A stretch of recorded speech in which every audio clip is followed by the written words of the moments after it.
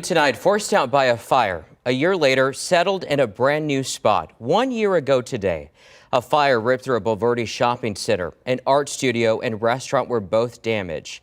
Well, tonight I checked in with the Makery about starting all over. It takes precision. Because the stone is kind of the star of the show. It takes time. Welcome into the world of the Makery in Bulverde. It is a working and teaching metalsmithing studio and is owned by Francesca and her husband, Nick Watson. A year can make a big difference. March 18th, 2023. It was a traumatic, terrible, awful thing, and we had a history in that building, and that building has a history in the community. Not once, but twice on that same day, its old art studio down the street caught fire. Look at this black and white surveillance video. On the top left, you can see flames. The roof was collapsing. It was now an order of magnitude way more than sort of the original damage. The Watsons thought this was the end. Was this God's way of saying, you know, it's time for you to retire?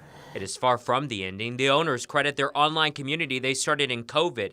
5,800 members in more than 70 countries around the world. They wanted to help. They raised $150,000 in something like 4 weeks so that we could make this happen. She said insurance didn't cover everything. Along with that big help and the assistance of a local company and others in the community, they started again. So between the group and the local community that rallied around to make this happen, we just hugely gratified. An old barn transformed into a new space. This is the studio that Love built.